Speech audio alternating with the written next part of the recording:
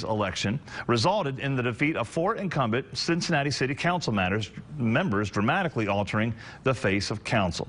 Voters elected 3 first-time candidates: P.G. Sittenfeld, Yvette Simpson, and Chris Seelbach, and former council member Chris Smitherman.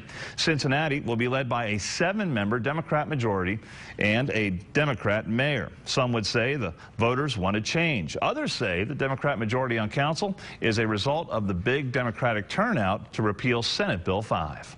I think I have a hard time imagining the voters figuring out who among 20-some candidates are going to be a well-working, well-oiled council. They voted partisan. Well, whatever the reason, the new council should be different, more likely to protect social services, and more willing to make cuts to police and fire. An incumbent Democrat says he's ready for the change.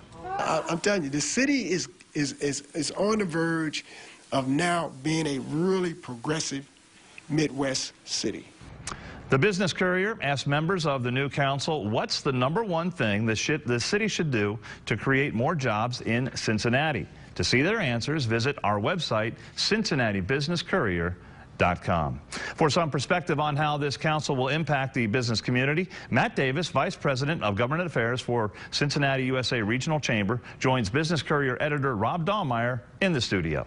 Thank you, Dan. Matt, thanks very much for being here. Big changes on council, obviously a lot more than a lot of us expected.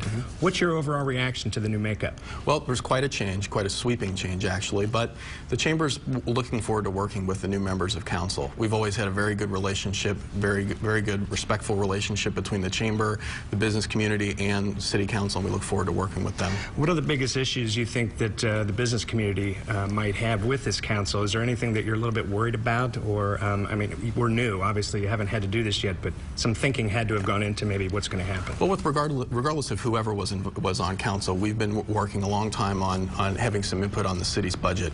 They have a $20 to $40 million budget deficit depending upon how the numbers shake out, so we're very interested to see how they're going to fill that hole.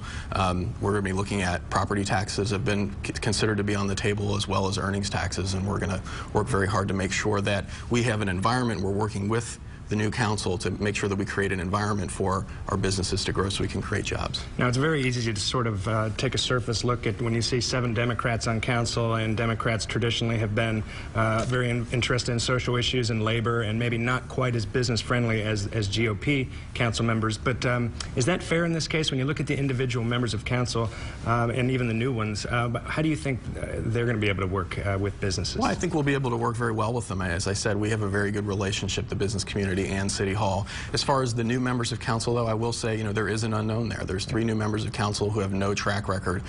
We have been communicating with them throughout the campaign. We brought them in to meet with our members as we went through our City Council screening process. So we've communicated with them about our issues, and we hope that, you know, they will follow through with what they said, which is to work with the business community to create a best environment possible. Well, Matt, thanks for being here, and good luck on all this that you're going to be working with.